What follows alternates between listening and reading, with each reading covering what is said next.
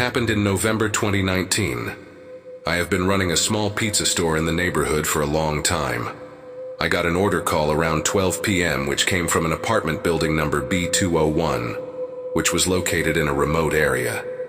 The store was almost closing time, so I was sure there would be no more orders. And to save the $5 delivery fee, I decided to go and deliver it myself. When I rode my motorcycle following the mobile phone navigation, I saw apartment A written on a fairly old wall, so I thought the building next to it would be building B. So I stopped my motorcycle nearby and went into it. The numbers on the doors were worn out, and all the sensors were not lit, because the building was very old. Although I knew that many old apartments often do not have light, so without thinking about it, I just turned on the flashlight of my cell phone and continued to go up the stairs. In room number 201, there was a talisman, and something was written on it in Chinese. I read it, but I did not find it so important.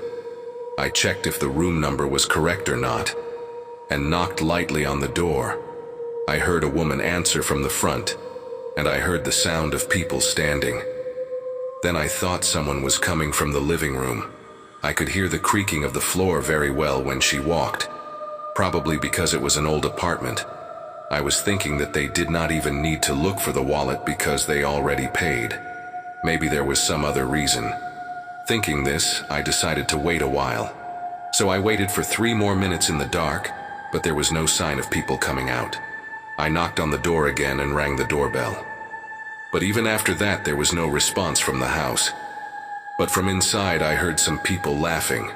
Different channels were running on the TV.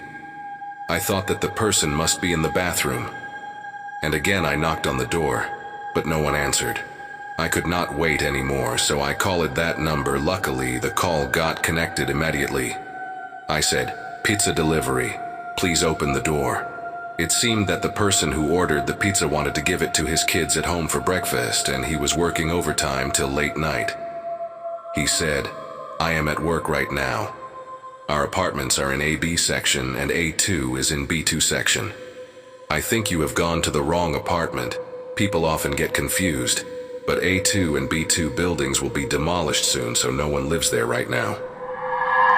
When I heard that no one lives in A2 and B2 buildings, the sound of TV coming from inside the door and on the floor above suddenly stopped. I had seen in horror movies that usually at such times the TV would turn up louder, or something would fall from above, but here it was silent. I said okay and hung up. With my cell phone flashlight, I went down the stairs. It was only the 2nd floor. But as I was going down, the cold had come up to my back neck, and then suddenly, I saw her. As I ran out, I saw all the lights of the building were off. I mean, the lights of 201 and 301 were literally on. I wanted to go back home immediately, but I had to complete the delivery. So I roamed around the building for a long time and finally found building B. The apartment lobby was lit up, and it looked like people were living there. And when I knocked on the door at 201, the grandma and 2 kids immediately opened the door and took the pizza. I had to pass by A2 because I had left my motorcycle there. I went there again, but there was just silence as if nothing had happened. What was that sound of woman, TV, and laughter that I heard in A2 building? Sometimes when I think about that day, even today, I get goosebumps.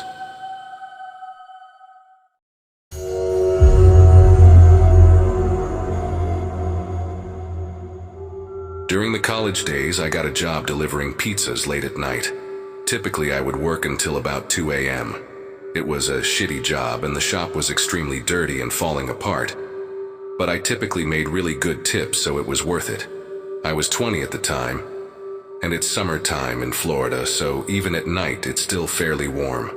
This was my 3rd weekend on the job, so I was still getting used to it. And I'm already a paranoid person, so I preferred just dropping off the pizza, taking my tip, and then leaving right away for the next delivery. I pretty much never went inside the person's house. And if I did, I would just step inside real quick, but leave the door open. It was pretty close to midnight when I got a delivery to a house on the east side of town. It was supposed to be my last delivery of the night. I pulled up to the house, and it looked pretty normal from the outside. The street was really dark, but I didn't feel uncomfortable. I walked up to the door and knocked. This big shirtless old dude with a beer belly answers the door and tells me to come inside. I got weird vibes from him off the bat. I declined to come in and tried to just give him his pizza right there. But then he goes, "Come inside, it's freezing out and we don't want the cold air coming in." This didn't make sense to me as it was summer. So stupidly I get nervous and I take one step inside his house. Not going all the way in though. Then he goes, "No, come all the way in. It's cold out." I should have left at this point, but I was freaking out, not thinking straight, so I went in and he closed both the screen door and the main door behind me. I'm trying to calm myself down, telling myself I'm overreacting. He then yells to his wife that the pizza's here. I can see her in the kitchen cooking, which seemed weird that she ordered a pizza but was also cooking. IDK. I look around their living room and it is filled to the brim with stuffed animals, completely covering the couches, tables, windowsills, everything. It gave me a really weird vibe. Then his wife comes into the living room holding something outstretched in her hand. She walks up to me, and I see that it's some kind of bread cake. She goes, "Eat this banana bread, and don't worry, it's not poisonous." Def. I try to politely decline, lying and saying I'm on a diet. She just stares at me, still with her hand outstretched, waiting for me to take the bread. I don't take it, and then she gets really upset and starts yelling at me to eat the bread. I decline again, but this time I'm not trying to be polite, and I tell the couple that I really got to get going back to work. I'm still holding the pizza too, and thinking about just running out the door at this point. She gives up on trying to make me eat the bread and walks back into the kitchen. Then the man is like, "Let me find some change for your tip." He starts looking all around the living room, digging through the couch cushions trying to find change to give me. I tell him to forget it, and that I don't need the tip, that he can just take the pizza. But he insists on finding a tip for me.